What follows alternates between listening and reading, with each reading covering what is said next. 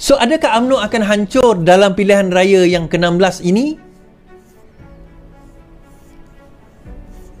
Adakah UMNO akan hancur dalam pilihan raya? Saya rasa dia akan hancur, tuan-tuan. Cuma dia tak akan mati. UMNO kena belajar untuk survive PRU 16 ni. Ini saya bercakap bukan sebagai ahli PKR, saya bercakap sebagai seorang penganalisa politik. Dia kena survive PRU ke-16 ini. Bila mana dia buang KJ, Hishamuddin Tunusian On, Noh Omar, dia buang Ustaz Fatul Bahari, dia buang beberapa pimpinan-pimpinan yang tertinggi, Tan Sri Anwar Musa dan sebagainya. Dia lupa lakuna, kekosongan yang ditinggalkan itu. Void itu, siapa nak ganti? Bila Tengku Razali Hamzah dibuang dahulu, dalam Semangat 46, pada zaman Semangat 46. Ingat kalau tuan-tuan, saya Google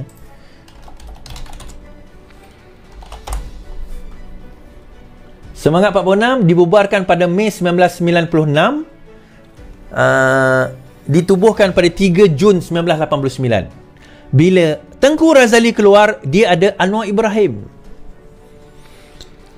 Saya tak sebut yang lain lah. Daim Zainuddin, Rais Yatim, Rafidah Aziz, just to name but a few. Ramai lagi pimpinan pada waktu itu. Dia ada orang lain, walaupun ada yang mengikut Semangat 46 pada waktu itu. Kalau kita tengok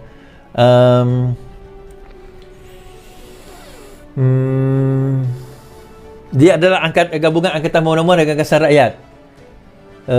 Tengku Razali Hamzah antara yang keluar. Lepas tu dia kerjasama Semangat 46 kerjasama dengan PAS, Berjasa, Hamim, Kima untuk menubuhkan Angkatan Pemberdayaan Umat, APU pada masa itu.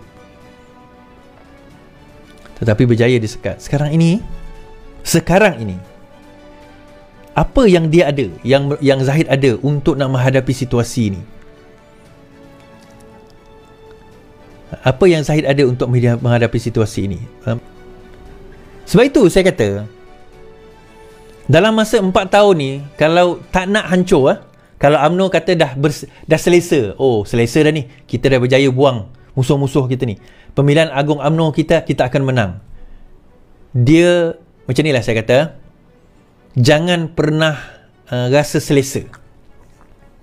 Sebab perkara kedua yang you all kena buat, the void itu tadi, kekosongan itu tadi kena diisi oleh someone equal to or better than nama-nama yang telah dibuang dan dipecat tadi dan digantung.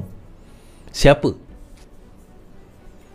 Bila saya tengok nama-nama MKT tu, saya macam tak gerun nak tengok.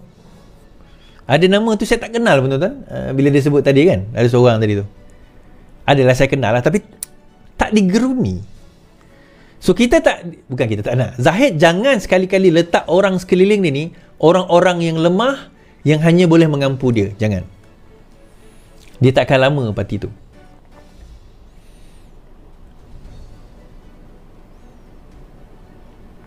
Parti tu takkan lama. Jadi sekarang ni mikrofon okey. Jadi sebab itu saya kata, dalam menghadapi situasi sekarang ini, what's next untuk Zahid? Bagi saya sukar. Saya baca satu kenyataan, tapi untuk kerajaan perpaduan macam mana? Untuk kerajaan perpaduan macam mana? Syahril Hamdan ni, tuan-tuan, walaupun dia macam tu, dia ada nama tau. Dia ada nama. So saya baca satu ulasan oleh Wong Ching Huat. Saya baca satu ulasan oleh Wong Ching Huat dalam Malaysia Kini. Berita yang disebut oleh Wong Ching Huat dalam Malaysia Kini. Dia kata, Anwar tanggung akibat tindakan Zahid. Bagi mereka yang menganggap Perdana Menteri Anwar Ibrahim memerlukan Presiden UMNO Zaid Hamidi untuk kelangsungan kerajaan campuran, pemecatan Khairi dan juga penggantian Hishamuddin membuktikan bahawa Zahid juga boleh menggugat kestabilan kerajaan dalam senario terburuk menyebabkan kejatuhannya. Majoriti 2/3 daripada 148 kerajaan gabungan terdiri daripada PH dan sebagainya. Secara teknikalnya, walaupun BN keluar, kerajaan campuran masih mempunyai 118 kerusi. Tetapi itu bermakna ketiga-tiga parti nasionalis Islam, PAS, Bersatu dan UMNO berada dalam pembangkang secara politik, menjejaskan legitimasi komposisi kaum kerajaan campuran. Oleh itu, memastikan UMNO terus bertahan adalah penting bagi kerajaan Anwar sendiri untuk terus bertahan. Ia pada asasnya untuk menarik kembali undi Melayu atas pagar yang terlepas kepada PAS dan juga Bersatu. Sejauh mana berjaya usaha demikian merupakan ujian menunggu pilihan raya untuk 6 negeri yang boleh berlangsung selewat-lewatnya pada pertengahan Ogos tetapi dijangka adakan pada Julai atau Jun. Bagaimanapun UMNO boleh bangkit daripada keprestasinya kini dan bangkit semula. Alternatif pertama ialah mempunyai kepimpinan baru, yang saya sebut tadi, hala tuju baru dan naratif baru untuk menyima minat serta harapan di kalangan pengundi Melayu atas pagar. Ini bermakna UMNO yang direformasi tanpa Zahid dan kesetiaannya kepada PH bukan peribadi tetapi struktural. Menjadi nombor 2 kepada PH adalah lebih baik daripada menjadi nombor 3 kepada PAS dan bersatu.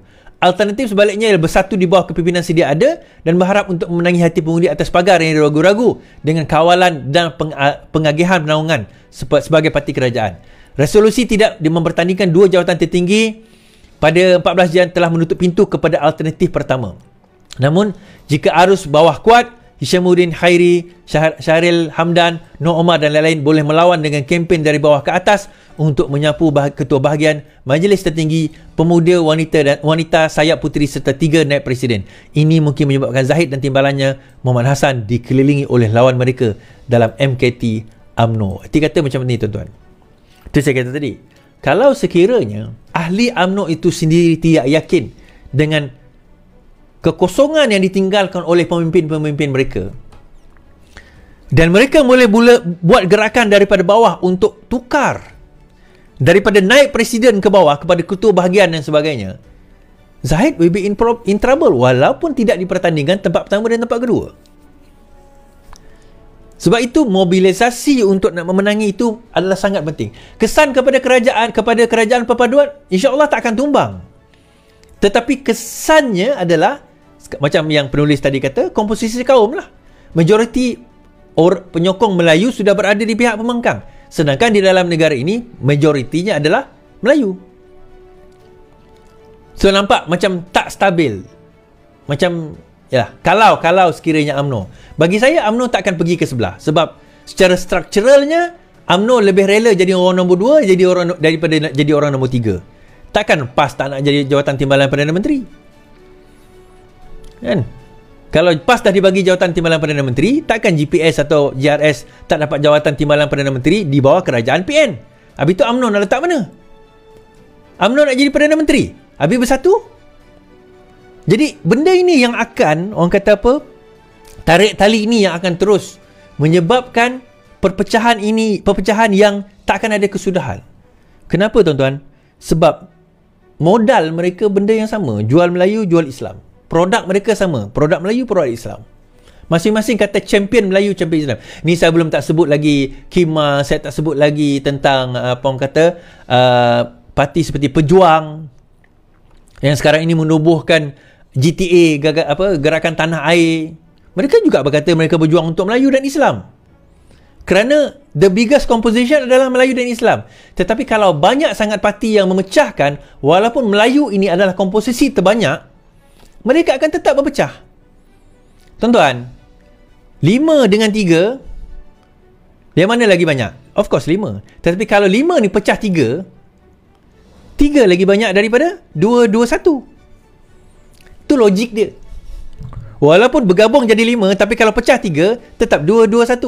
Oh, maka kita kena bergabung. Bergabung yang mana? Mufakat Nasional cuba buat. Gagal. Sebab apa? Agenda mereka still sama. Dan bila kita ada agenda yang sama, barang yang sama, produk yang sama, akan ada pecahan kepada pilihan. Dia benda yang tak boleh nak di-avoid. Tak boleh nak kata, tak boleh berpecah. Tak boleh. So, sama ada anda gabung semua jadi satu, maksudnya bubar semua lain, tinggal satu parti, atau gabung di bawah satu gabungan. Itu pun agak sukar. Kerana masing-masing ada ego. Itu saya kata dalam wacana saya dalam Sinar Harian. Saya kata, kalau nak berlaku memang boleh. Tetapi selagi ego tu ada kat situ, benda ni takkan berlaku. Oh, yang untung bangsa lain? Tak, dia bukan bangsa lain. Yang untung parti lain. Bangsa yang menguasa tetap orang Melayu. Anwar Ibrahim. Okay. So, kita dah cover pada malam ini. Saya kata, kalau Zahid nak kekal, kepimpinan itu dia kena isi dengan mereka yang boleh equal tu or better than yang dah dipecat atau dibuang. Itu yang pertama. Kedua, media massa dia kena kontrol. Yang ketiga, grassroots dia kena kontrol. Tapi selagi dia tak pegang premiership Perdana Menteri, dia tak pegang kementerian-kementerian yang utama seperti KDN, Menteri Pelajaran, KPKT dan sewaktu dengannya, agak sukar sebenarnya. Boleh ke menang PRN ni? Boleh. Komposisi saya rasa Melaka, Johor, Kedah, Terengganu, Kedah, Terengganu, Kelantan tetap akan milik PAS atau Perikatan Nasional. Penang tetap kekal dengan DAP. Selangor dan juga Negeri Sembilan akan kekal dengan PKR. Dia akan kekal macam tu. Cuma berapa itu, yang itu pendetailan. Tetapi secara umumnya masih akan kekal. Dan itu tidak akan membawa indikasi apa-apa. Kerana ujian sebenar adalah PRU ke-16. Dan dalam PRU ke-16 ni saya nak bagi tahu, UMNO tidak mesti berjalan sendiri.